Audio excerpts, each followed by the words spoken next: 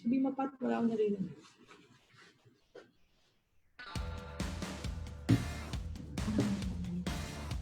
Okay. Good afternoon, everyone. Thank you for tuning in to Onboard Online Boardroom Discussions, presented by Icon Executive Asia and the Philippine Daily Inquirer.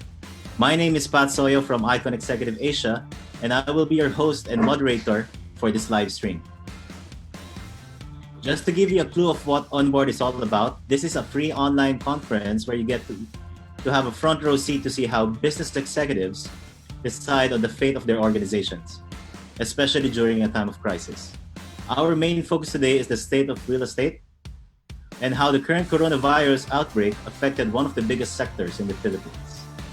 Before I introduce you to our speakers, we would like to thank the following sponsors for making this online boardroom discussion possible. Thank you to Mega World Corporation, Ortigas Land, and SM Development Corporation. We also would like to extend our gratitude to the organization that supported us, Wong & Bernstein Advisory Group, Colliers International Philippines, Shoppertainment Live, Inquirer.net, Inquirer Property, JCI Manila, JCI Philippines, Subdivision Housing and Development Association of the Chamber of Real Estate, and the Chamber of Real Estate Builders Association, Philippine Association of Realtors Board, and Bounce Back PH. Apart from me, Onboard will feature another moderator and two brilliant speakers who are both subject matter experts in the real estate industry. Please allow me to introduce them to everyone. First off is my co-moderator, Tech Samaniego. She is the head of the Special Projects and Supplements team of the Philippine Daily Inquirer. She has been with Inquirer since 2000 and began her writing career as a contributor for several sections, including Science and Health, Property, and Business. Since her appointment as property editor back in 2016, Tech has introduced new themes, columns, and creative executions to provide more interesting and more comprehensive content for the section. Ladies and gentlemen, may I introduce everyone to Ms. Tech Samaniego. Thank you, Pat. Thank you, Pat, and good afternoon, everyone. Thank you for tuning in to Onboard with Inquirer Property and our colleagues from Icon Executive Search, Colliers International Philippines, and Wong & Bernstein Advisory. We all know that the real estate industry has had quite a stellar performance in the past decade.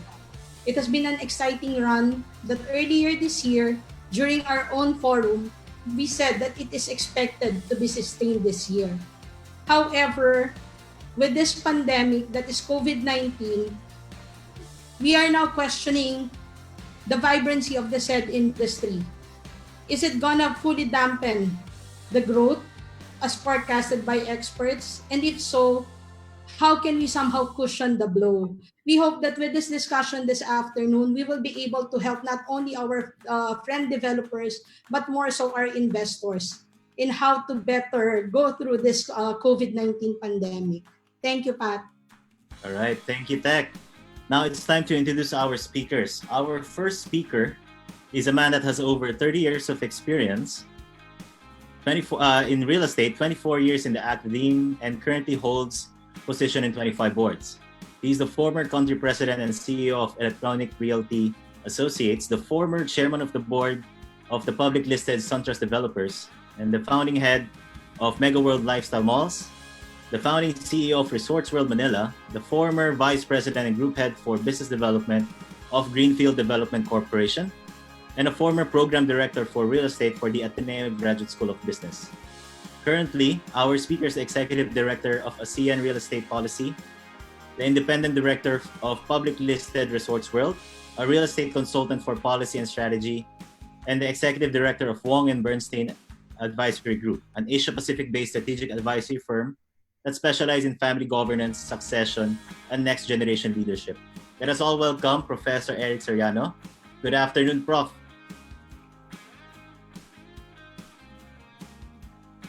Prof, can you hear us?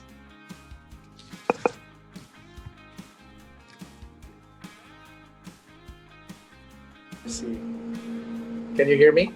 There you go, Prof. Okay. Thank you, Pat. Thank you, Tech. And of course, to my core resource, Joey. And of course, to the thousands who are clearly going to watch this wonderful advocacy of the Inquirer. I do want to dovetail on what Tech just mentioned.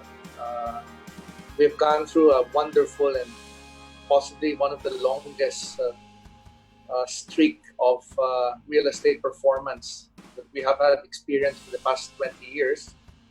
And all of a sudden, just a few weeks ago, we got the shock of our lives. No?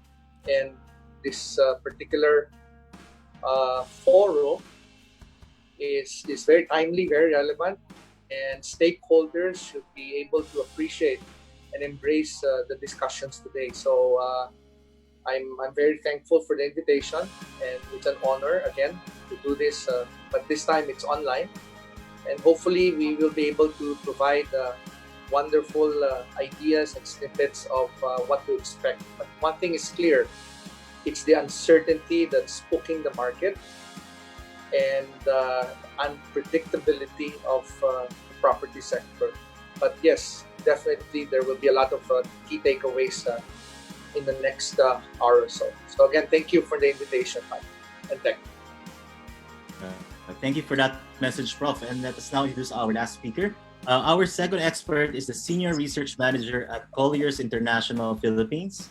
He covers office, residential, retail, leisure, and industrial segments. He conducts macroeconomic analysis and regularly assesses the impact of economic growth to the real estate sector. And our speaker also handles client engagement through market overview presentations to equity analysts, property investors, and real estate firms. His reports have been featured on national news programs such as CNN, Philippines Market Edge with Cathy Young, ANC, Bloomberg Philippines, and Business World Live. They've also been featured in international and national dailies such as the Philippine Daily Inquirer, Philippine Star, Malaya, Business World, Wall Street Journal, South China Morning Post, Bloomberg, and Nikkei Asia. He's been regularly invited as a research speaker by real estate platforms and industry groups such as Manila Real Estate Boards, Philippine Association of Realty Appraisers, Real Estate Brokers Association of the Philippines, Lamudi, and Hoppler. Let us all welcome Mr. Joey Roy Bondoc. Good afternoon, Joey. Good afternoon, Pat. Hi, Prof. Hi, Tech. These are uncertain times. This COVID-19 pandemic has really been affecting the Philippine economy, a lot of major economies around the world, and it cuts across all segments, including property. But Colliers has always been providing market insights on how developers, investors should reposition given this uncertainty that we are seeing right now. And we have been very active in providing data-driven recommendations and insights. And we hope that we can share those through this very important webinar organized by Inquirer. Okay. Thank you so much for that, Joey. Thank you. And for that quick message. Now that we have introduced the panel, we will now start with the online boardroom discussions. To our viewers, feel free to join the conversation and don't forget to ask questions. We will be choosing some inquiries which will be answered in the second half of this online discussion. Now, let's jump off with a question that's been on everyone's mind. How affected is the Philippine real estate industry? I think we can jump off first with you, Joey. Oh, it's really affected. Let me discuss this by segment. For office, we have been seeing less inspection activities for the office sector. So this should result in lower office leasing for the first half, at least of 2020. We're also seeing disruptions not just on the demand side, but we're also seeing disruptions from the supply side because of the work stoppage and disruptions in supply chain operations. We will now see less supply. Initially, we were projecting about 1 million square meters of new office space to be completed in Metro Manila. Now we're down to about 700 to between 780,000 square meters. So that is a 20 to 25% reduction of what we initially estimated. Also, the demand, initially we were projecting 900,000 square meters of office demand for Metro Manila in 2020. Now these are down to about 500,000 square meters. So all those rosy projections that we have initially are now out of the window. Even the residential demand, of course, we might see a softening of prices of leasing all over Metro Manila. Retail, the malls are closed, and the rents will probably drop in the next few quarters. And we're even seeing this in industrial segment where the take up of industrial space in warehouses is threatened again by the global supply chain disruptions, as well as the lower manufacturing investments that flow into the Philippines. Of course, for hotel, we are seeing hotels now close. So even prior to the COVID-19 pandemic and this lockdown, hotel operators were recording 20 to 30% occupancy. So for residential, there will be some upside, of course, as well as office. For office, for instance, during the global financial crisis, the lease rates dropped by double digit, but this recovered quickly after a year. So that just shows you that if there's a faster recovery of the economy and business activities in 2021, then definitely leasing transactions will grow faster at a faster pace by 2021. It's also in residential. Back in 2009, during the global financial crisis, the prices of condos dropped by 2%, but they quickly recovered by 2010. So that just shows you that there really is an opportunity for further growth, for an upside after a year. Immediately after a year, this pandemic passes. So while there are some headwinds, and this is a major headwind that we are seeing right now for the Philippine economy and property, there will definitely be some positives. And we hope that once business sentiment improves by second half or of 2020, the market conditions pick up by 2021, and we will see the property sector benefiting from this recovery. Okay. So I would also thank you for that, Joey. And I would also like to throw this question to you, Professor Eric. So how affected is the Philippine real estate industry now? I think, Prof, your microphone.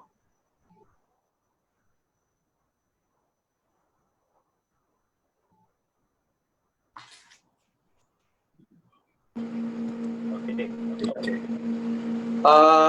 Well, what Joey said is very accurate.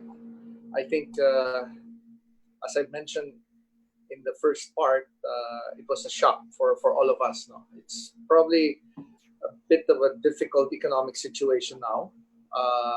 I can backtrack a bit in the '97 crisis, where we also were hit hard. But this time it's a little bit difficult because there have been lockdowns and a lot of travel restrictions as opposed to the '97 and the '08 crisis.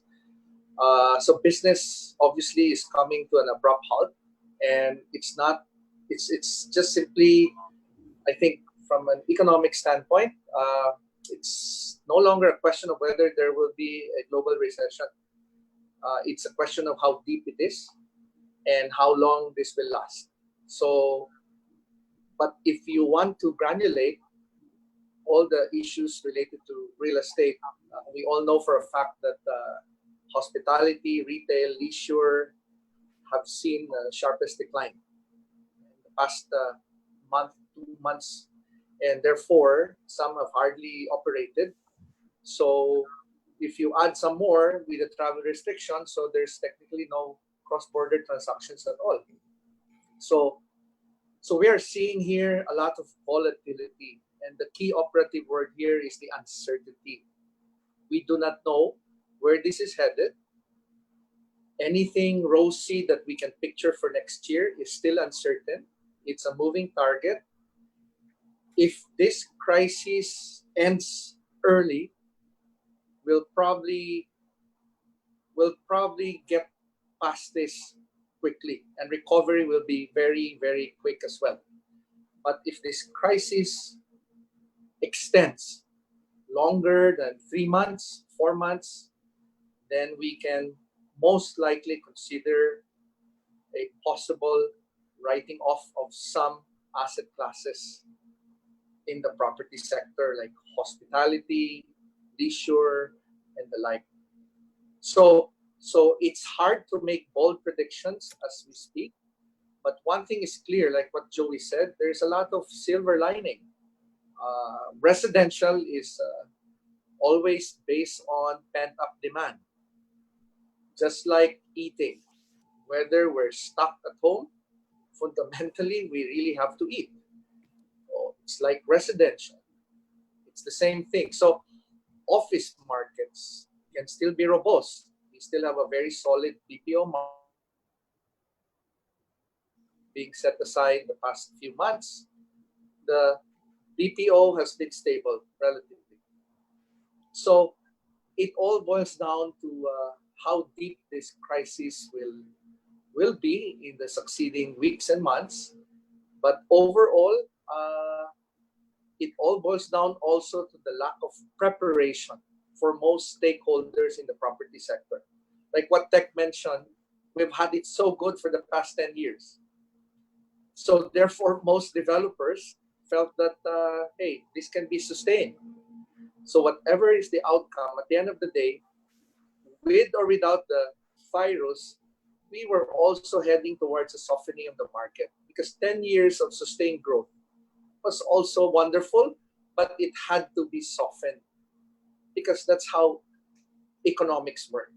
So clearly, my take here is simple. There are many ways to address this crisis, but the most important thing is how prepared are we and how developers will be able to cope and manage the new norm, which is what? Effectively staying from home, working from home, and doing a lot of things. So, so I guess in a nutshell, those are the things that I wanted to dovetail from what Joey and Tech mentioned. Yes, stellar performance, but we missed out on preparing a crisis of even less than this magnitude. So it was more of a shock for us. When if the crisis prolongs, that's going to be a big impact. If the crisis will also be managed in the next few weeks or maybe a month or two, perhaps we can normalize it earlier, like what Joey said. But again, everything is a moving target, and we need to analyze and make some full assessment on how we can move forward. All right. Thank you for that, Prof. Tech, do you have any comments on that?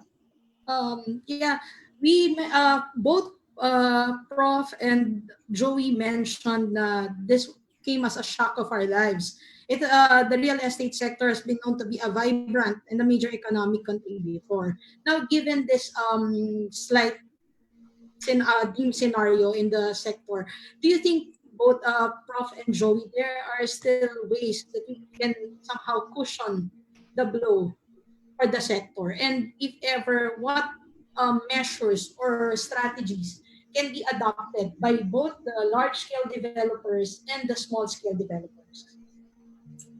Joey can probably Oh, express. okay. So let me start. Yes. Well, I think now that we are experiencing this COVID-19, this is an unprecedented time that we're seeing right now. I think what we will see moving forward is the new normal. For developers, for instance, for office, we might now see them offering, more split operations for their occupiers, for their tenants. So while half of their companies are probably occupying flexible workspace, half are occupying a traditional office space. For a lot of developers, now is the time for them to strengthen their property management capabilities, because it is important to the integrity of the entire building, to the health of the tenants, occupants of that building, may it be office or condominium project. For occupants, for the companies occupying space, perhaps look at aggressively adopting technology. Right now we're using Zoom. A lot of companies are doing webinars. This is my second webinar for the day. So we encourage companies to aggressively adopt technology, and this greater use of data centers, of cloud computing, will now result in these data centers proliferating all over Metro Manila. So again, that is probably a new normal that we will see moving forward. The occupation of office space of these data centers could probably fill the void left by some companies that are using less office space right now. For residential, one of our recommendations for our developers, especially those with high ready for occupancy units, is to come up with more creative leasing schemes. Now we see a lot of BPO companies all over Metro Manila looking for hotels that can accommodate their employees, so that during times like these, they can easily, the employees can easily report to work. So now perhaps it's an opportune time for the BPO companies to look for dorms, halfway houses where they can house their employees. And the developers of residential condominiums should cash in on this demand. For retailers, perhaps a way of cushioning the blow and adjusting moving forward is to implement offline to online strategies. Now is an opportunity for them to tie up with companies that have expansive online presence, e-commerce platforms. Also, a lot of those from the older generation are part of our most vulnerable population, and these older people are now embracing online selling, and perhaps retailers and mall operators should target the senior citizens who are now enjoying doing online shopping. In industrial, what we see is that there's a greater demand for logistics because of a lot of deliveries that we are seeing all over Metro Manila. But moving forward, perhaps it's not just enough that you have warehouses. Now is also an opportunity to rethink your strategies, modernize warehouses, so that you will be able to capture the demand for greater logistics all over Metro Manila. So, these are just some recommendations that we have for developers. How do they move forward when this pandemic wanes and adopt the new normal that we are seeing right now? Okay, thank you for that, Joey. Do you have anything to add, Prof. Eric? Uh, Again, because of the uncertainty, our biggest enemy is really the uncertainty. And therefore, the key, again, operative word for stakeholders like developers would be stabilizing their operations as we speak. They need to stabilize. They need to stabilize their revenues. They need to stabilize their OPEX. They need to rationalize whatever programs and initiatives that they were pushing before this crisis took over. And they have to be very defensive now. Meaning, stabilizing income is important, but also rationalizing the human resource. The number of people, the number of essential contributors to the organization is also key in determining how successful you are when this crisis will eventually slide. So, other than that, there's also a need to address the clients, current clients that you have, making sure that account management is in place, making sure that they are also taken care of despite the crisis. The occupiers of the residential condominiums, the occupiers of the villages, these are clients that have remained loyal through the years. They need to be handheld because at no other time, this is the best time to really reconnect with them. Now, if the virus will be contained shorter than expected, then easily we can recover fast. Like 2008, it was a very, very wonderful bounce back for obvious reasons. Our cash, our dollar reserves were high. Our OFW markets were there to secure and stabilize our cash flow. Bottom line, these things offers a lot of opportunity. But again, the uncertainty can really take us out of the market. Now, if it prolongs, we can expect a longer period to recover, which is likely to be next year. So we're also looking at investments that will be confined domestically because of the restrictions on travel. We're also looking at retailers getting a hit for obvious reasons. The social distancing will not stop even if this will be lifted by the end of the month. This will continue. So cash flow is important. and austerity measures are also critical. But like any economist who would like to put in his expertise, there's also a need to spike and boost the market with what we call stimulus packages. So money has to circulate as well in the economy. So the stakeholder here is the government. There's a need for the government to step into the picture as well to boost demand. And how do they boost demand? There are many options. First, they can simply create a stimulus package. Second, they can lower interest rates, dramatically lower interest rates. So when you lower interest rates, it's going to tempt a lot of potential investors and homeowners to continue buying real estate. Therefore, it will ease the strain of not having liquidity in the market. Third, they can do quantitative easing, which means they can buy bonds, they can buy a lot of things, instruments, so that there's money in the market and therefore there's a lot of circulation going on. That will normalize.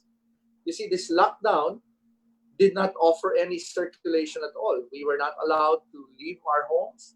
We were not allowed to buy except for the essential items. And therefore, there was a halt in economic activity, ergo affecting practically the cycle and the circulation. So these are things that are important. That's why stakeholders must band together to make sure that the energy of getting the money out in the market is at least consistent. And this is where the government has to pump prime by doing a lot of things, no? Aside from what Joey mentioned, and aside from what the private sector is going to do. No? So I will be the first one to admit that most of the sectors in the property market is affected. There's going to be a slowdown, but as I've said, there are a lot of silver lining. Residential will probably be the least affected.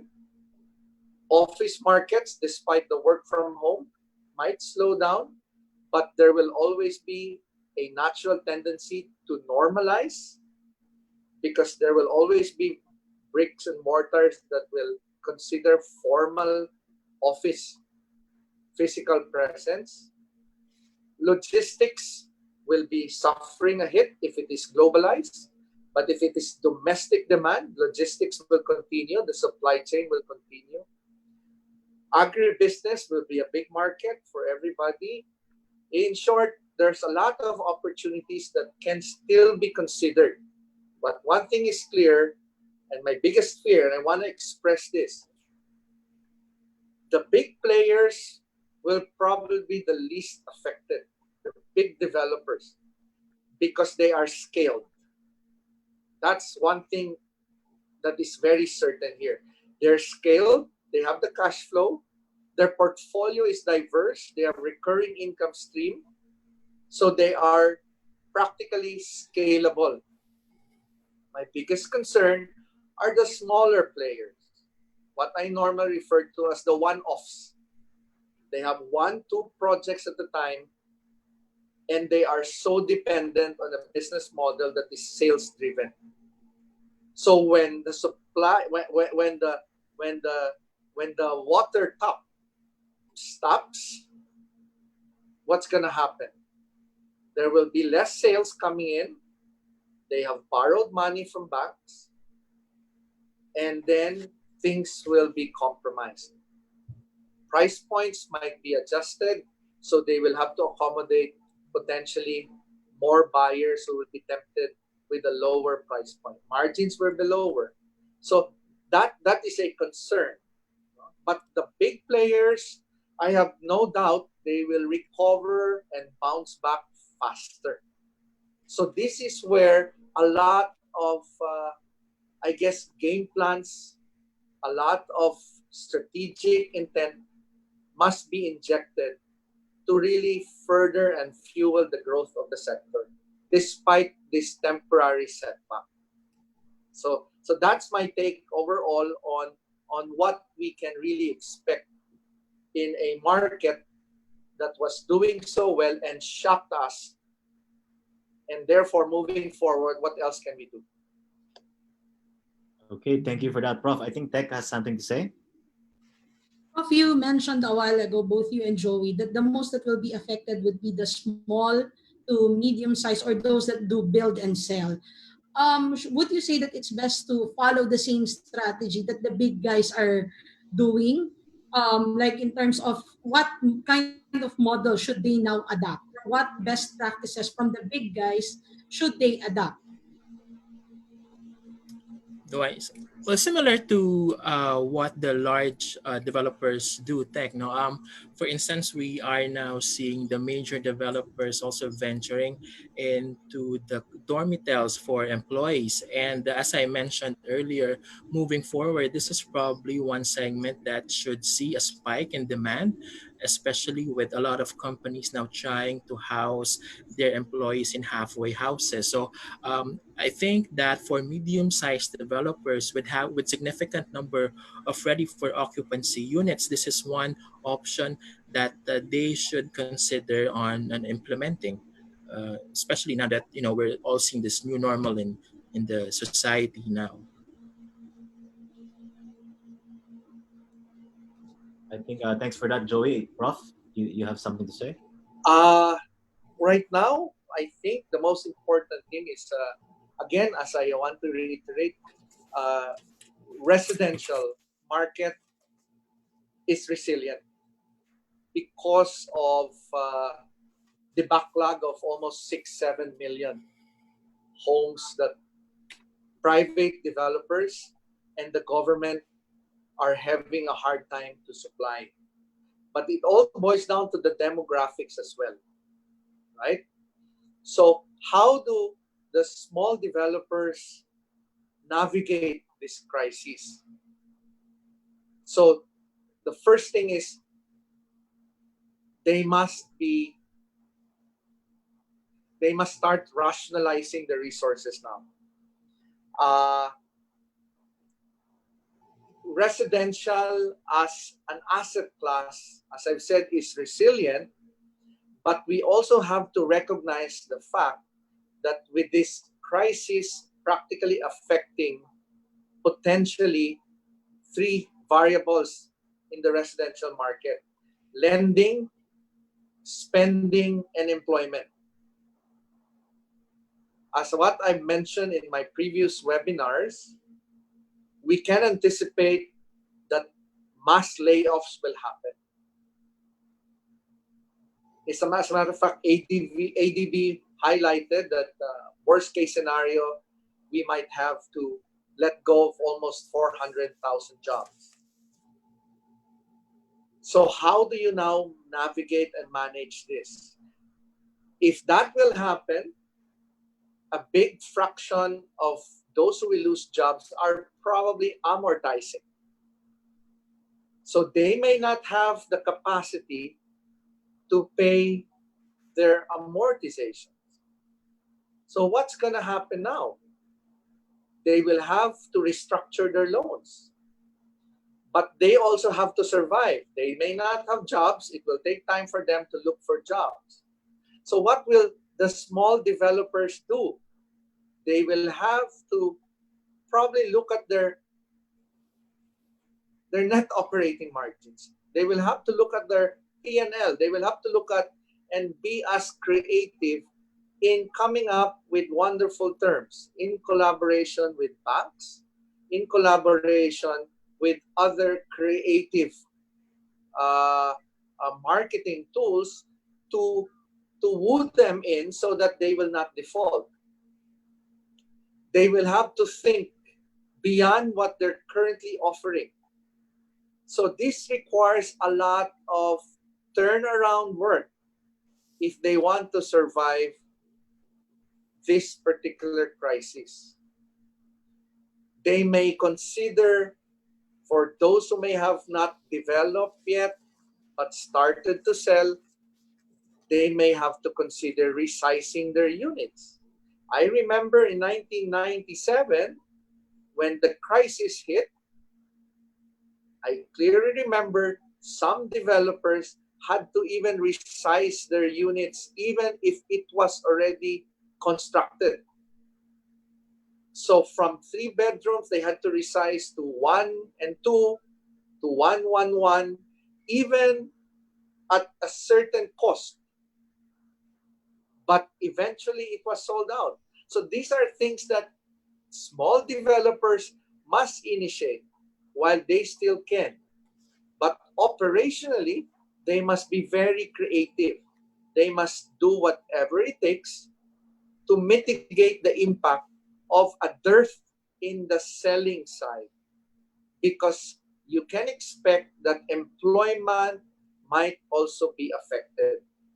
So that's just one area for the residential markets. Now, for the office sector, the new norm now is to work from home. As a matter of fact, at any one time, 200 million people in the world were doing a lot of work from home meetings.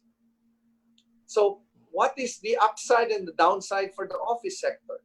They probably have to inject more technology that will further spur a combination of online offline presence. Third, in the 10 years that we have been pushing for these developers to innovate, now by default and by design, they will be forced to innovate in less than 30 days. They have been cutting costs on innovation because they think it is not necessary. It is a cost. It is a cost center. They have no choice now. They will have to innovate. But again, at the end of the day, if they want to keep in step with the big players, they will just have to be more agile and more deliberate, because cash is critical for smaller developers. For the big players, they will just continue to scale their presence and probably rationalize some of their huge developments by simply coming up with a program as to when they will be launching them. But all I understand, for the big developers, most of their projects on Stream are practically sold out. So all they have to do is to rationalize all the next developments that they have so that they can weather this storm in the next 1 or 2 years. So creativity is king, cash is king, austerity is fine, but how to win new markets that might have been affected is also a challenge for these small developers. Okay. Thank you for that, Prof. No. Speaking of winning new markets, I think one of the questions that is being thrown around in the comment section is more on the selling part. Should the sellers be more aggressive? If yes, how can they do it without appearing callous or insensitive to the situation? I think for this one, we can start off with Joey.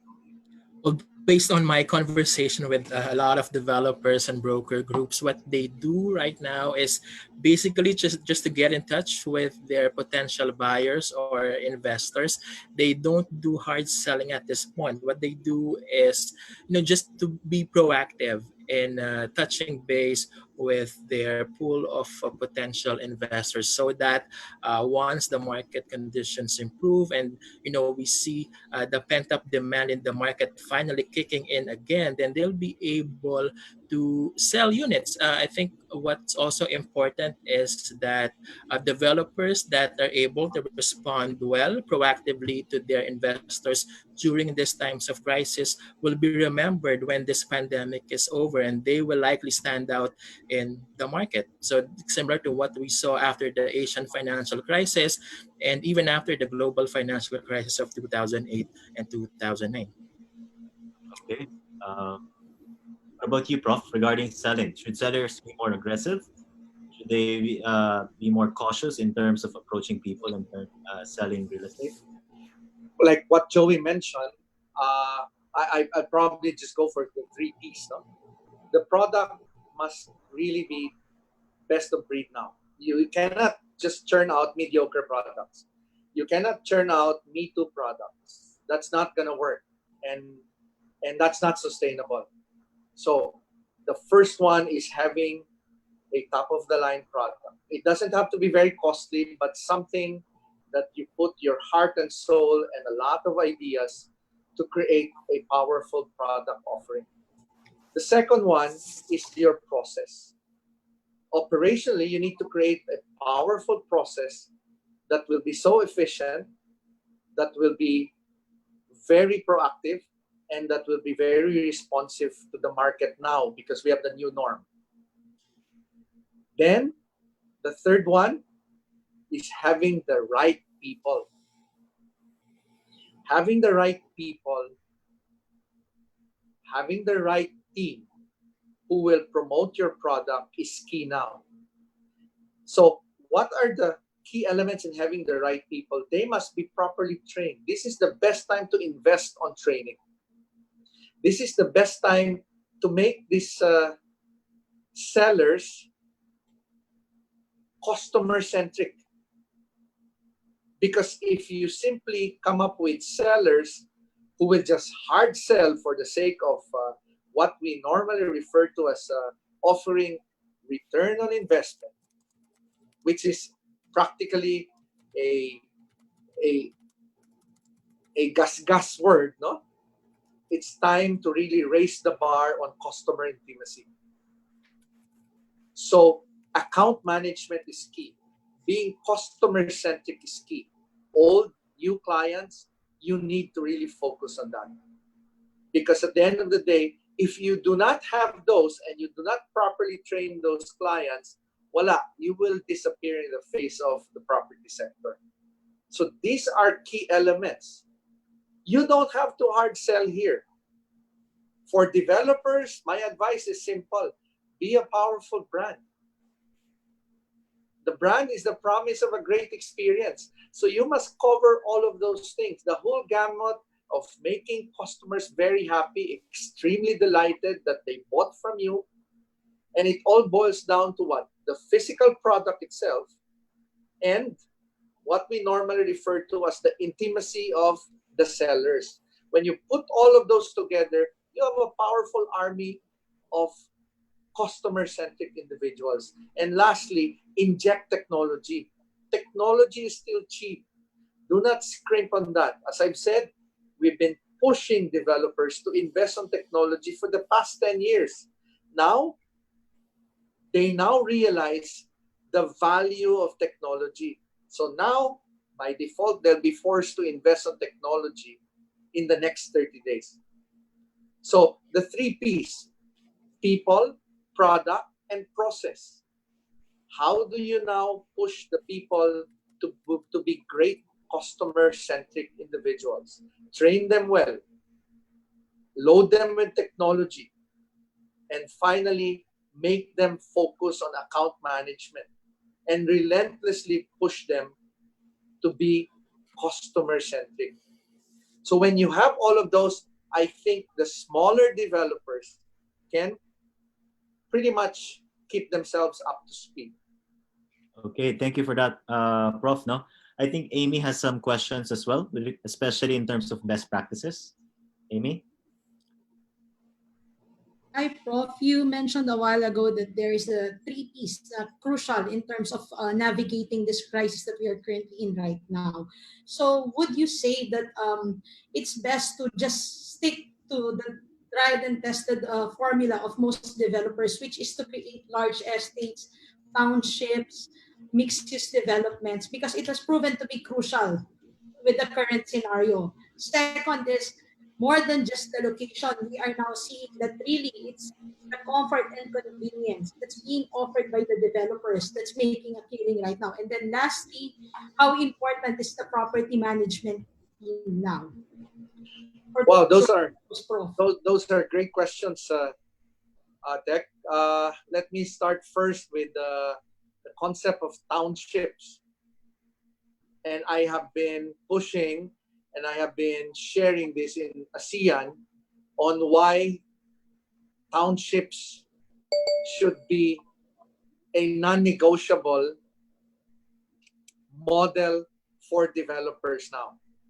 Why am I saying this is non-negotiable? As a matter of fact, it's a deal breaker if you don't invest on a township.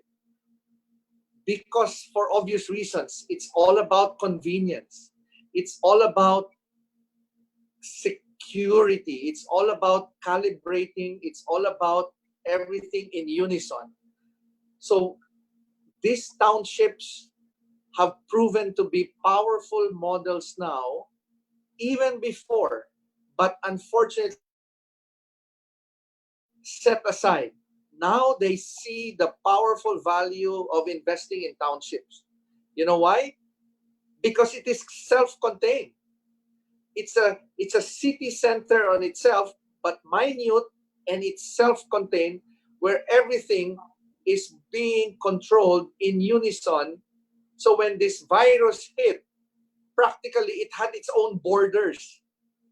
So it was so contained that it mitigated a lot of things. Plus, the concept of living there and shopping there and buying your essential stuff and even hearing mass inside was a great way to really make the residents and the investors felt so happy with their hard-earned money. It was a functional rather than aesthetic now working in favor of these township developers. No? Kasi nga, the residents were just simply happy that everything was so controlled and contained that you won't see this in other developments that are one-off. So it is important to understand that. Now, I used to head a property management firm during my corporate days. And yes, we were the least recognized. We were the most lambasted in the entire property ecosystem. We were a cost center. We were always being questioned by the homeowners association during general assemblies. I would always deploy people who were property heads, and they would always come back to me and always cry that they were always ostracized for not doing their jobs. Now it's payback time.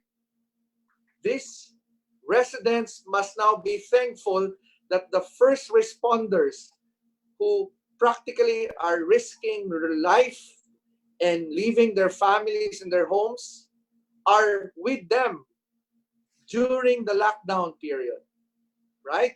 We've seen on TV developers and the property managers practically staying to secure projects inside townships. So I hope investors and residents would not just look at the ROI, they should look at the qualitative aspect of township development. Even if it's a small township, for as long as the convenience are there, the supermarkets are there, all the essential stuffs are there, residents would now reciprocate by thanking property managers and developers who had the foresight in the first place to initiate all of this. So bottom line, that question now reverberates to me when I was in the corporate world. At the end of the day, the least recognized are now being given the acknowledgement and the recognition that they really sincerely deserve.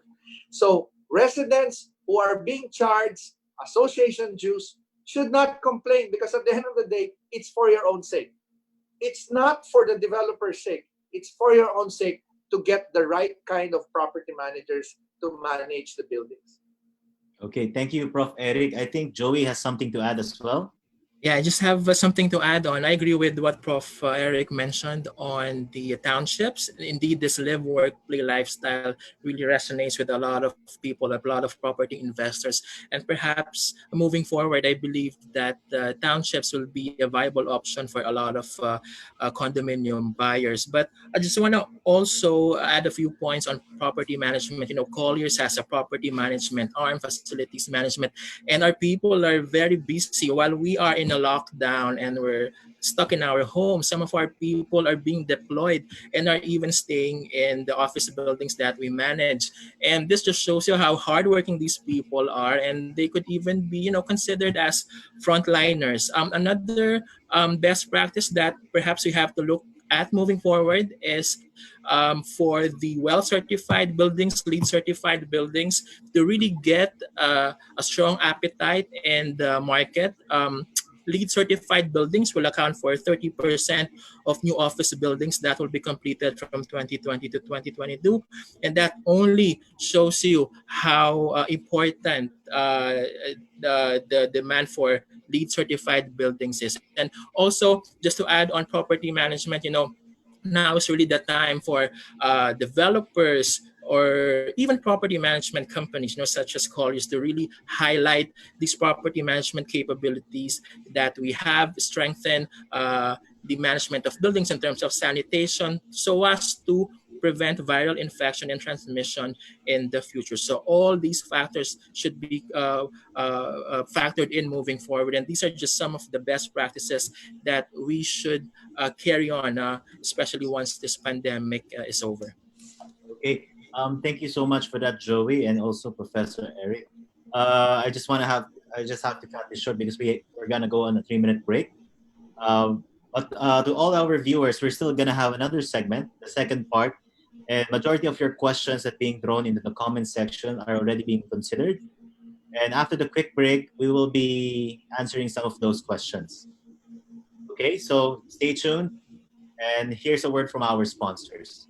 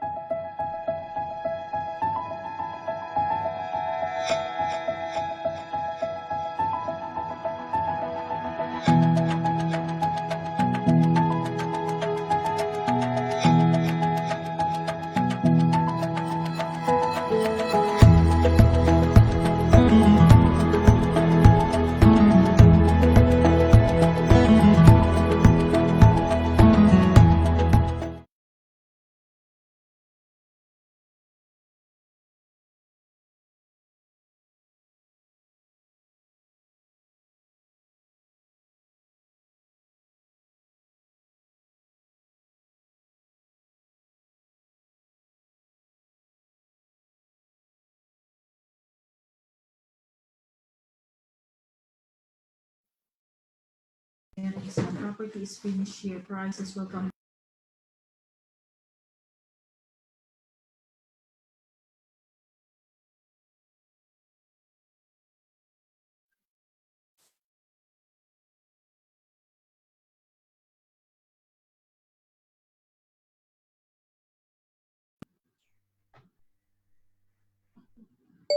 Okay, thank you again. Thank you very much. Once again, we want to give special thanks to our following sponsors: Mega World Corporation, Ortigas Land, and SM Development Corporation, as well as our organization partners, Wong and Bernstein Advisory Group, Colliers International Philippines, Shoppertainment Live, Inquirer.net, Inquirer Property, JCI Manila, JCI Philippines, Subdivision and Housing Development Association, and the Chamber of Real Estate and Builders Association, Philippine Association of Realtors Board, and Bounce Back PH. Okay, so moving on to the second half of our online discussions, we have more questions waiting to be answered. So let's start off with this one. I think this is also what's on the mind of everyone. The International Monetary Fund Managing Director Kristalina Georgieva declared a global economic recession during a media briefing last March 27. How is the real estate industry affected by this in comparison to the previous 2008 and to the other previous recession that we had before? I think, Joey? Hold on, I'll unmute you. It's unmuted now. Okay. I think the property sector really felt the impact of the Asian financial crisis, 97 in 1998, and that was the last time the Philippine economy contracted, meaning there was no growth. We recorded a negative 0.6% GDP growth in 1998, and that was when condominium prices declined at their steepest pace. During that time, we only had condominiums in Makati and Ortigas. In 2008, 2009, I think what also works for the Philippines is that we're primarily a private consumption driven economy. 57% is based on household consumption. We rely heavily on OFW remittances. We're not as exposed to global trade compared to other Asian economies. So that partly shielded the Philippine economy from the global economic shocks. However, even with that scenario, the office segment, for instance, was also affected. In 2009, the vacancy or the lease rate in Metro Manila dropped by about 14%.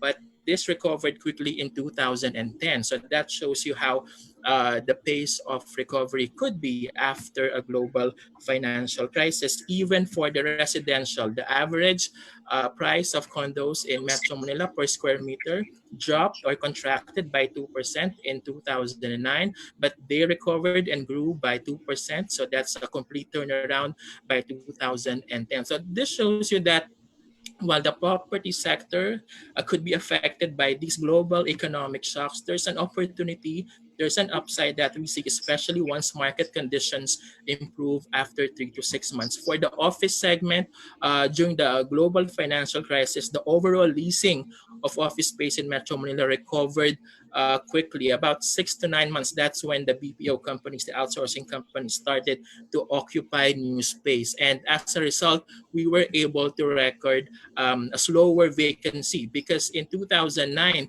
note that the vacancy in Metro Manila was 8.9%, and that is the highest office vacancy that we recorded in 11 years. And we do not know yet what will the COVID-19's impact will be on overall office vacancy.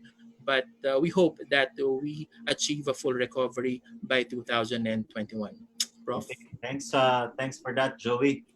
Prof, I think this is your third or fourth recession, if I'm not mistaken. I think definitely you have some point of comparison from before. Because of my been through 3 or 4 cycles. Yeah, cycles.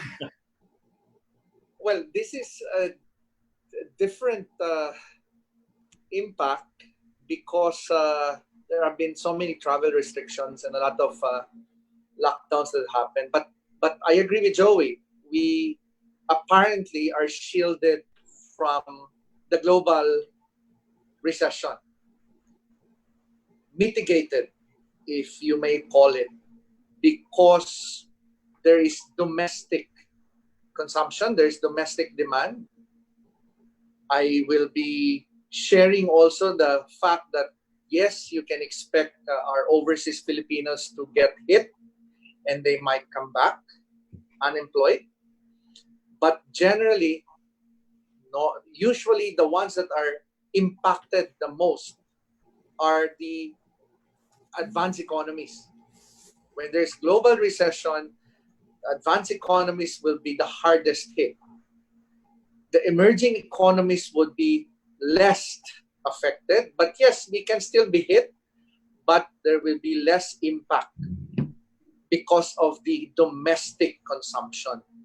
So just like Indonesia, just like the Philippines, just like Vietnam, we're still emerging economies, and I think we can weather this storm better. Look at the 2008 experience, the global financial crisis. Our recovery was so quick because of the dollar reserves that we had, faster than any, right? So yes, there is an impact, but we can mitigate it because we have domestic demand. So we can practically mitigate the shock coming from the global recession. Okay. Thank you for that, Prof. I think Amy has some interesting questions that's also being asked in the comment section. Prof, during our last forum held last January, where Colliers also was one of the speakers, we acknowledged the participation of Pogo players as one of the main drivers of the real estate sector. Um, how do we see this now affecting? I mean, how will this COVID-19 affect the Pogo market? That's a good question, and maybe Joey can reinforce me with some numbers. But from a strategic oversight, Pogo was there, and we took advantage of the opportunities of Pogo. But it was never meant to be sustainable in the first place, because structurally, it had its own life cycle as opposed to traditional gaming. But when Pogo came in, we also experienced a boom in practically office and residential price points. Values went up dramatically. But now that Pogo has been compromised because of the crisis, we can expect a slowdown. But in lieu of that slowdown, we can also anticipate that BPOs will probably take the cudgels from the Pogo. BPOs has been pretty consistent. It's not churning double-digit numbers as we would normally expect for many years, but it has been very steady for the past 5 years. So yes, there's going to be a slowdown in Pogo. Values can be affected. Rents in residential and office will be normalized, but there are BPOs, there are domestic occupiers that can assume that role. So it was good while it was there, but it's time for developers to prepare post-Pogo. Those that will be affected are those with short rental terms. But those with longer terms under Pogo can still benefit from all of this. So it all boils down on how these renters and occupiers have managed to come in. But clearly, the days of Pogo and the restrictions in China and the recession that's looming in China as well will definitely slow down the Pogo rampage that have benefited the Philippine property sector for many years. So we can anticipate. So that's why preparation is key, and pivoting or course correcting your game plan is important as we move forward. Okay, thank you. I think Joey also has something to say with regard Yes. to Pogo.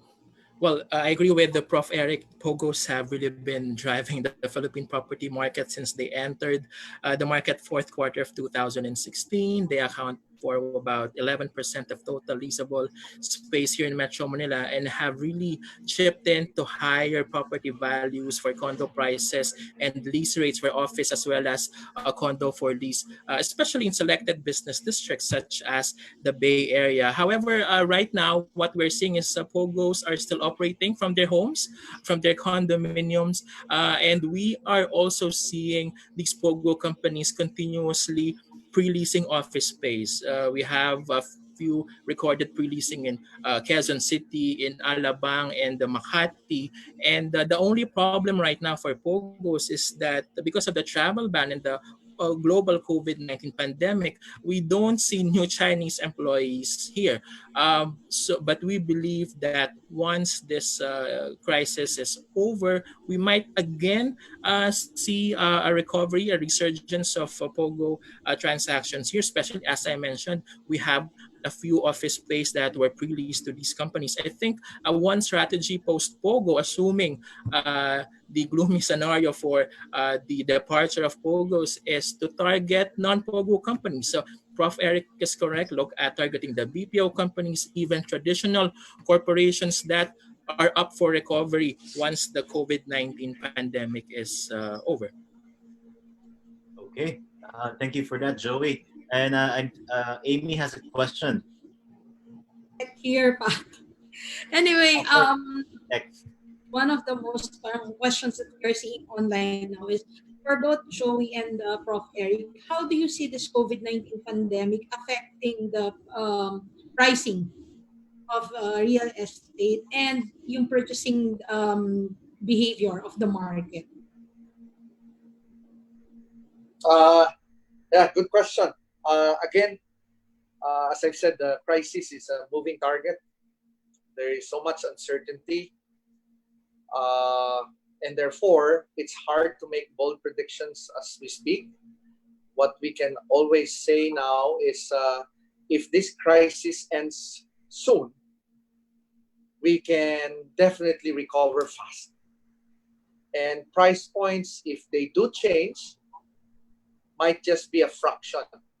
I'll cite one example, for example, in Hong Kong, that SARS, which happened Feb to June or July of 2003, it shaved off around 1.8% of the value of Hong Kong real estate. There was a big shaving off of a particular value in a certain estate in Hong Kong because more than 300 infected persons were residing in that particular estate. So there was a stigma of sorts. But generally, it was anywhere from 1.6 to 2.4% that was shaved off in the price. Now, we are not the epicenter of the virus. In America, perhaps there's a big impact on valuation. You can expect a dramatic drop in values because they also had it so good. It's spring now. There's supposed to be a lot of volume transactions for home sellers and home buyers. But because of what happened, there's definitely going to be a slowdown as far as the real estate market. Here, as I've said, if the crisis abruptly ends in a few weeks, the value will likely not be affected.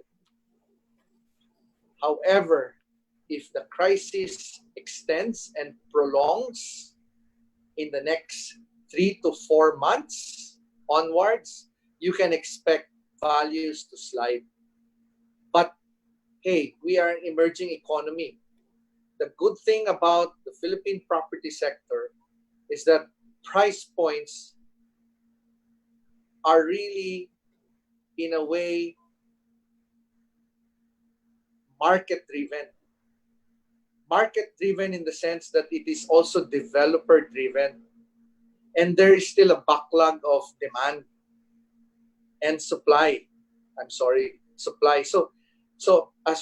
Backlog of almost 6 million. So therefore, when you put that all together, we don't expect a dramatic drop of a particular area because of the crisis. Honestly, what would soften the market and probably affect values would be the POGO if they are not going to be renewed. And number two, when there is a huge exodus of unemployment, that might soften the market. But if that's not going to happen, price points would probably be leveling off at a certain insignificant percentage. Okay. Now, we have some questions here with regards to the coronavirus. Because of this coronavirus, there will be a shift in terms of buying behavior, especially moving forward. So, one of our viewers named Rich Castro, do we see a higher trend in Metro Manila in terms of migrating to fast-developing provinces in the south and north moving forward as well because of the shift in buying behavior? Joey can. I think for the office segment, there will be a greater demand outside of Metro Manila only because companies are realigning, tweaking their business continuity plans. We saw that when the ECQ was first imposed in Luzon. So a lot of business operations had to stop, had to halt. So they probably are now looking at other locations outside of Luzon when they can have alternative sites, alternative locations for their operations. Even before the COVID-19 pandemic and the lockdown, we were already seeing a few locations outside of Metro Manila. We are doing very well in terms of property demand. So you have the likes of Cebu, Davao, Iloilo, Bacolod, Iloilo. Most of the buildings that are within the Iloilo Business Park are almost fully leased. We are seeing a greater demand for office space in Cebu. The English as a secondary language segment is one thriving segment in Cebu. Also, the mid-income segment for housing in Cebu for condominium has also been growing. In fact, if you look at other locations outside of Metro Manila, it is Cebu that records the most number of take-up for the mid-income segment. So that's the segment price from 3.2 million to 6 million pesos per unit. Outside of Cebu, Bacolod, Iloilo, much of demand is still in the affordable segment, 1.7 to 3.2 million pesos per unit. So that just shows you how strong of a demand that there is for a mid-income segment, mid-income condominium housing in Cebu. In Davao, we now seeing prices of condo in Davao at 250,000 pesos per square. And this is really one of the most expensive in the country. In Cebu, the most expensive by Rockall, for instance, at about 250,000 pesos per square. So even before this COVID-19 pandemic and even before companies are rethinking their investment strategies and relocation options, we're already seeing a booming property market outside of Metro Manila. Of course, these are facilitated by the government's push to decentralize as well as develop more public projects outside of the capital region. Thanks for that, Joey. How about you, Prof? Yeah, I do agree with what Joey just mentioned. Even before this crisis, there has been a wonderful migration to progressive cities, less crowded, better areas. Quality of life is definitely better, but price points have been really picking up even before the crisis. You see, our economy is very resilient. But what is needed now is to objectively revisit our business model. Titignan natin lahat, no, from all indicators. Come up with risk mitigating measures muna tayo. No? Look at our health of our employees. Tingnan natin. Back to basics. Fundamentally, let's review all the things that we have done and try to rationalize resources. Because as I've said, the biggest enemy here is not the virus, it's the uncertainty. We don't know when this will end, how deep the impact will be. We're fortunate we're not the epicenter. We're fortunate that we had this lockdown. We've managed it well. But hey, there's a second wave. Singapore is another second wave. Japan is a second wave. So we have to do this right. And therefore, it's important for stakeholders to reassess and revisit all of this. Our construction has been steady. Our BPO has been steady. Post-POGO, we have enough to address the slowdown of the POGO. We have a housing backlog of almost 6 million homes. The emerging countryside and the cities there are definitely better. So again, domestically, we are strong. We have enough leverage. But the biggest question is whether the stakeholders are willing to get out of the box and think, because there's really still a market out there. Whether it's affordable market, it's the middle income market, it's co-living, co-housing. There are so many creativities that you can really push. It all boils down is whether your organization is calibrated to face the uncertainty and be sustainable. Okay, thanks, Prof. I think Amy has a follow-up question. Tech, I'm sorry.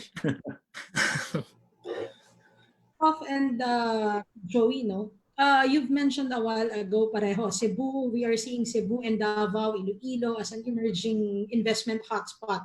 But would you say that softer yung impact in terms of price points, in terms of effect among buyers? And at the same time, you also mentioned, Prof, yung uncertainty at this time. How can the government come in to somehow address this uncertainty in the Philippine property sector? Yeah, I would say so. It's a softer landing in terms of prices for areas in Metro Manila. After the global financial crisis, the annual price increase of your condo would be at about 2, 5, 10%.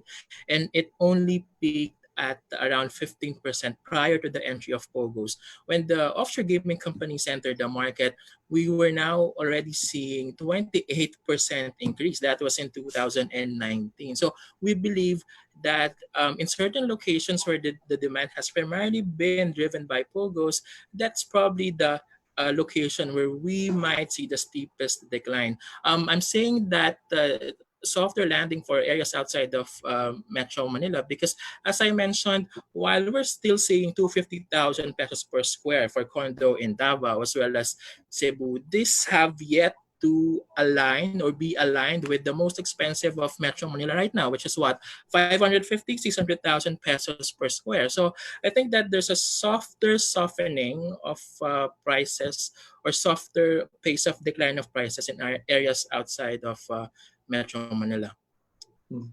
Okay, thanks, Joey. Prof? From a macro perspective, what should the government be doing to help the industry? Again, fundamentally, when there is a crisis, when there are in times of trouble, diba, people would always want to hold on to cash, right? So therefore, what's going to happen? There's a shortage of cash, which is going to eventually bid up interest rates. So my take for the government is basic. First, I agree with DTI. Offer loans to small businesses that have been impacted. You see, the MSMEs are 99.6% of all businesses in the country. When they are hit hard, these are the middle income, you're going to go for a major employment problem. So we had the stimulus package of almost 300 billion. It may not be enough, but it's going to create circulation, money in the marketplace. So what else should we do? As I mentioned earlier, it's incumbent upon the government, and they know what they're doing, to lower interest rates, dramatically lower interest rates to boost markets for people to start investing, to start buying real estate, because interest rates are now low. If the government from 6% can lower lending rates by as much as 2-3% or even lower, in Australia it's 0.25%. In some countries, practically it's flat. If that can happen, you can expect a resurgence of lending activity. You see, in a crisis of this proportion, as I mentioned earlier, there are only three: lending, spending, and employment. When government puts in the money, they can print, they can do quantitative easing. It will be temporary, but it will create a lot of money in the system. Yes, printing money, buying bonds, anything will also create inflation. But let's focus first on survival. By having money in the system and lowering interest rates, you can practically boost demand. And people will now be confident in sharing their money in the marketplace, either by putting up business, investing in real estate, and doing a lot of things. So when all of those things have normalized, like what 2008 did, like what 1997 crisis did. When these things normalize, then that's the time they can start adjusting interest rates. So that is really what's important, because for now, people do not know what's going to happen to them tomorrow, next week, next month. So it's important that the government, as a stakeholder here, who has more resources, must really lead the way. And that's why I'm pushing for Bangko Sentral to start thinking about it, the monetary board, to start lowering interest rates. If they can lower it as low as 1-2%, you can imagine the resurgence of the economy, because money is circulating everywhere. Okay, thank you, Prof. No, and I just want to ask this one for the two of you. I think I'll start with Joey. Maraming nagtatanong sa viewers natin, sino ba ang sa tingin natin ang pinakatatamaan? Pinakatatamaan due to the crisis, due to the whether it's coronavirus, and then of course you add up the recession. Sino ang tatamaan in terms of, is it luxury? Is it going to be the whole? Okay. And at the same time, one question from our viewers: what is the outlook? This is from Eric Tan. What is the outlook on the affordable housing segment? Would it be good timing to launch an affordable project soon? So okay. So yeah, we're shifting to Tagalog now, no. Okay, magandang tanong mo, no, tungkol sa anong segment yung maapektuhan. Dahil pag sinabi natin na luxury or upscale yan, 6 million pesos pataas. At ang karamihan sa mga bumibili ng mga luxury upscale units, yan ay yung mga mayaman. So kadalasan binabayaran yan through cash, o kung installment man yan, mas maikli na payment term, no? 5 taon, 3 taon, bayad na yan.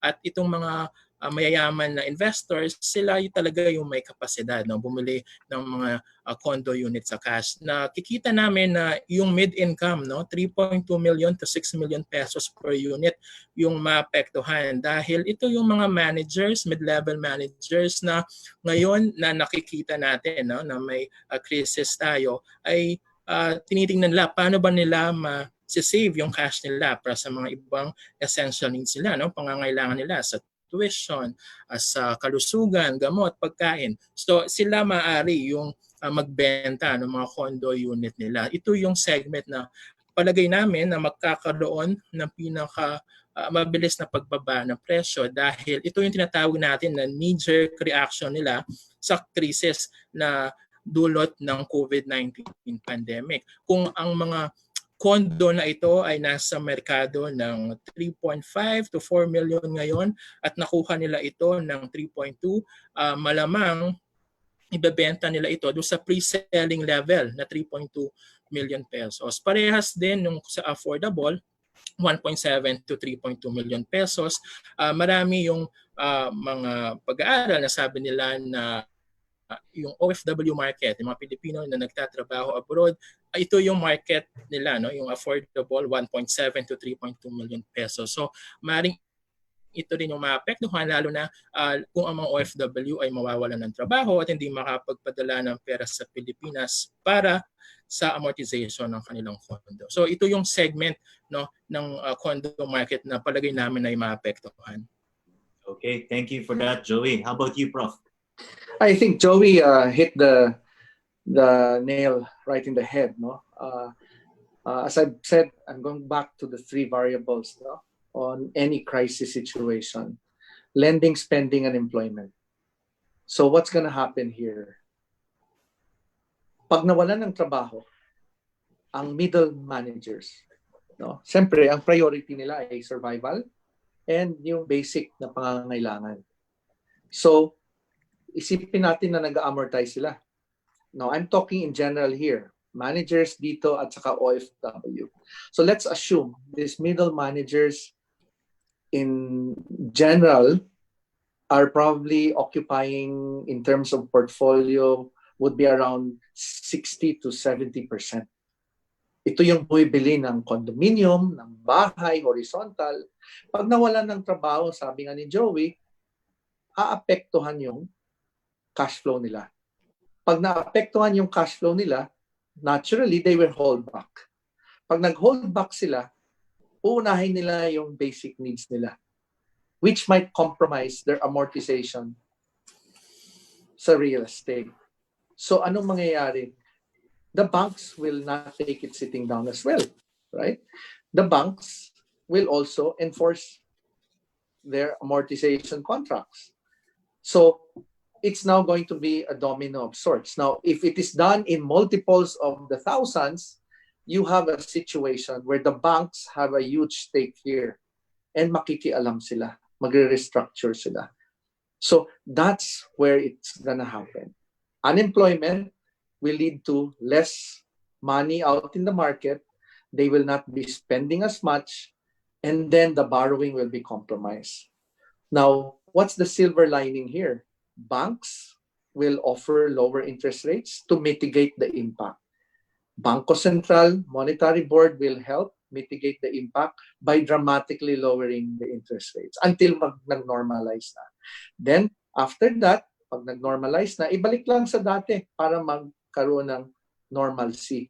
Most of those who bought, dumadaan minsan sa Airbnb, pangbayad sa association dues, pangbayad sa at least dagdag sa investments, they can also be compromised. Kaya all of this requires a very important collective strategic decision between all stakeholders. Ikaw man ay developer, ikaw man ay bankero, ikaw man ay unit owner, kailangan pag-usapan. Now, there was a question, paano yung affordable market?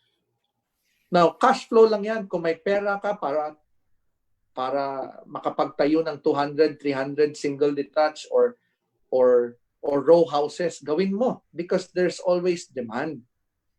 No? Pag dinaan mo sa Pag-ibig, wala namang problema yon. So that would be for me a least affected market. Then the middle income market will be affected, but for as long as the stakeholders can really collectively agree on the best mitigating measure, palagay ko manipis ang impact. It will soften the impact. Tama rin si Joey. Pag premium, actually, hindi ko pinapakialaman yung premium yan. Sabi nga ni Joey, wala tayong pakialam doon. You know why? They don't borrow money from the banks. The banks will not be compromised. At saka kung matamaan man sila, mahihiya sila magsabi na may tama sila. Because they will survive. Cash nila yun eh. They will just deposit, withdraw from their bank, and pay the developer. So, walang issue dyan. And besides, that's less than 1% of the premium market. It's not gonna be a big market at all. So dito tayo ngayon mag-focus sa middle. Yung sinasabi ni Joey na anywhere from 3 to 6 million. Kasi that's a huge market. And kailangan alagaan yung merkado na yan ng lahat na stakeholders. Ang affordable housing, kung may pera ka, mauubos yan, mabibili yan, tuloy-tuloy yan because of the so-called demand of almost 6 million that we cannot supply. So, yun lang ang pwede ko sabihin. Tama yung sinasabi ni Joey. He put numbers in all of this. So, let us not really panic. Yes, let us be concerned.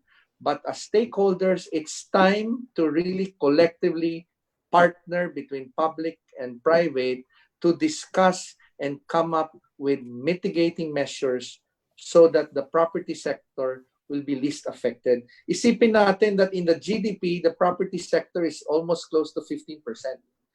Malaki siya. Although ang pinakamalaki, a quarter would be tourism.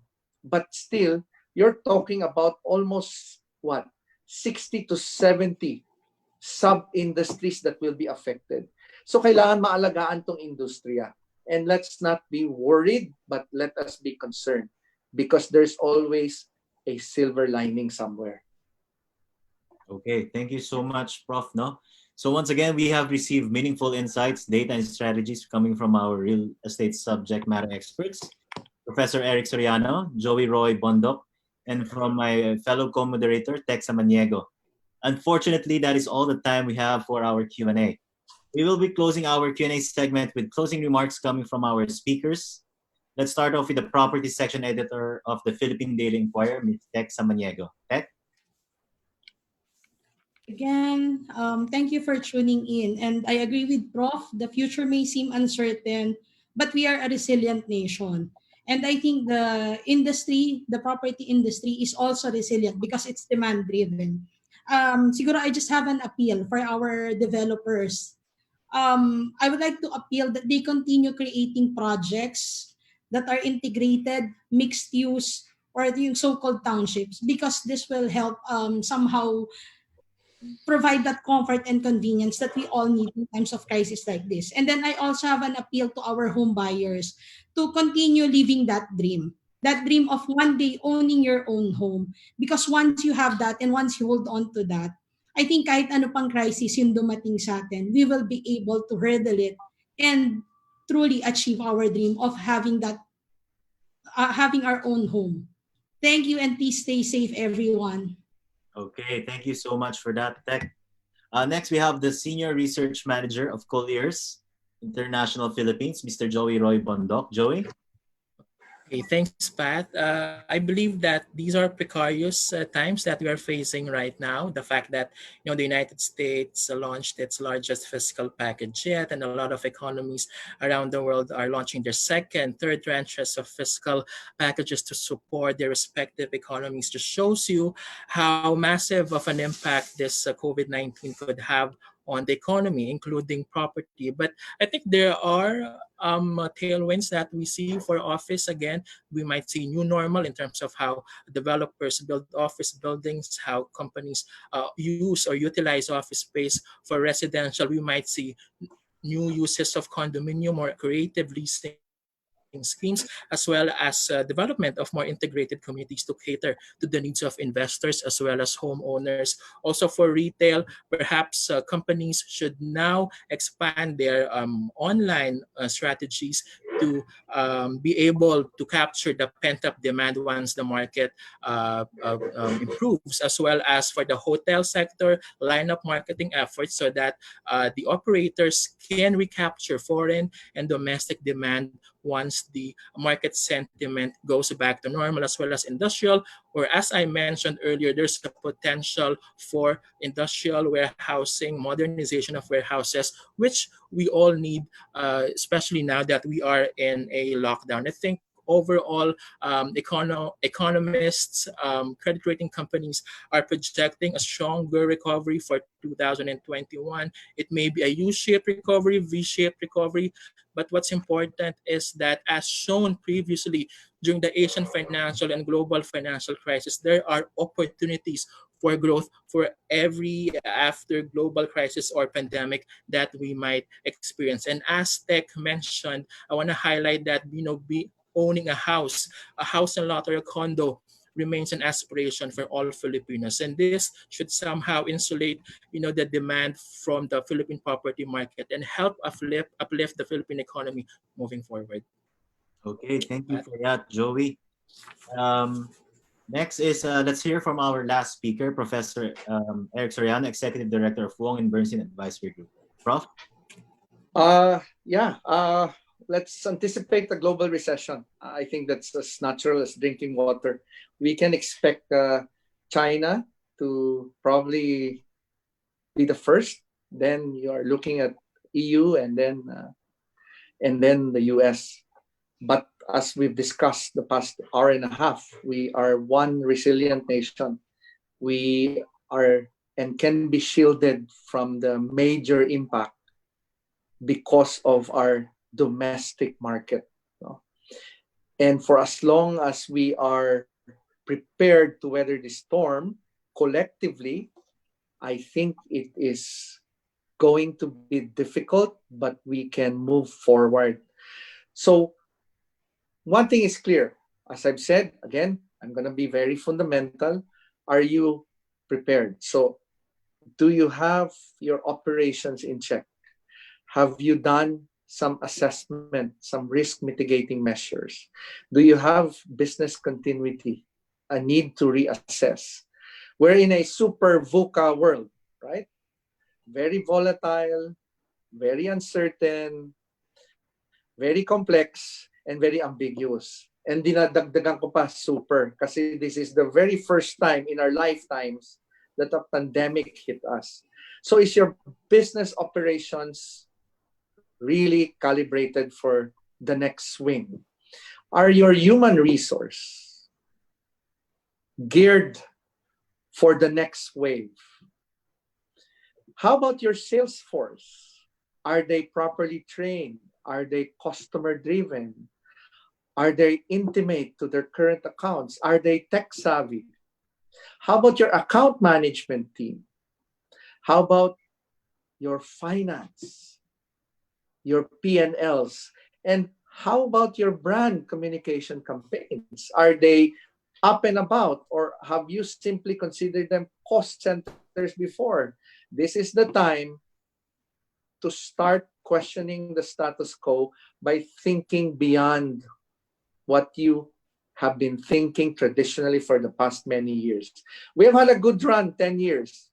I think this is a wake-up call for us that things are now going to be the new norm. Whatever we have experienced in the past, we just have to get past that and move over and beyond what we used to think traditionally. So preparation is key. There are many turnaround things that you can do. It's a question of whether you have the resolve to do it. And as a developer, as a stakeholder, are you willing? Because if you don't, forget it. You're not going to succeed anyway. So it's important that housing is a very basic element, and people aspire to own one, whether it's horizontal or vertical. At the end of the day, kaya mo ba to weather the storm? So turnaround is key. Push the envelope. Think out of the box, because there's always a silver lining somewhere. At this point, regroup, get your resources together, get your organization ready for the long haul.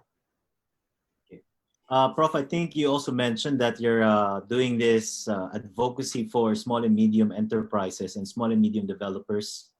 Would you like to expound on that before we go? Yeah, thank you for raising that. We're doing a lot of advocacies now, but you see, for the past 3 weeks, practically every day I get text messages and calls asking for help and assistance from mostly small and medium enterprises. They've been pleading for advice. They've been asking. So what we did with the office, I cleared it with the board, is push a sort of a mobile mentoring type where those who want to seek advice will have to donate a very minimal amount. In lieu of money, they can buy books that we will all 100% donate and give it to Inquirer Foundation. So I got clearance that whatever books that are sold, 100% will be given to the foundation of Inquirer, and it will be distributed to the most vulnerable members of society, the senior citizens, no? Whether they will be supported by way of food, by way of anything, but it's 100% donation. Nobody will make money out of it.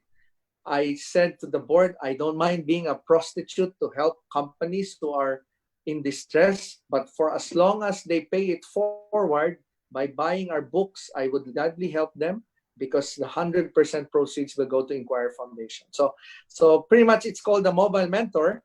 And for those who are still worried, sick about where they intend to go, as far as developers are concerned, who are small scale, call us up. We'd like to help you, but please, out of the goodness of your heart, buy our books so that 100% of those will be given to Inquirer Foundation. Okay, thank you so much, Professor Eric. No, that's a really good advocacy. Thank you for sharing that with us. Speaking of advocacy, Philippine Daily Inquirer is also offering a 30-day free trial of its digital edition, Inquirer Plus. So for more information, you may visit inquirer.com/Inquirer Plus. So thank you once again for being part of On Board, the online boardroom discussion presented by Icon Executive Asia and the Philippine Daily Inquirer. We would like to thank our speakers for today, as well as our generous sponsors, MegaWorld Corporation, Ortigas Land, and SM Development Corporation. Thank you as well to the organizations that have supported us, Wong and Bernstein Advisory Group, Colliers International, Shoppertainment Live, Inquirer.net, Inquirer Property, JCI Manila, JCI Philippines, Subdivision Housing and Development Association, the Chamber of Real Estate and Builders Association, and Bounce Back PH. This may be our first online boardroom discussion, but it definitely won't be the last. Once again, my name is Pat Soyo from Icon Executive Asia, and thank you for being on board. Have a nice day. Thank you. Thank you, Inquirer. Thank you. Tech. Thank you. Thank you, Joey. Bye, guys. Thanks, Prof. Thank you. Thanks, Joey. Thanks, Prof.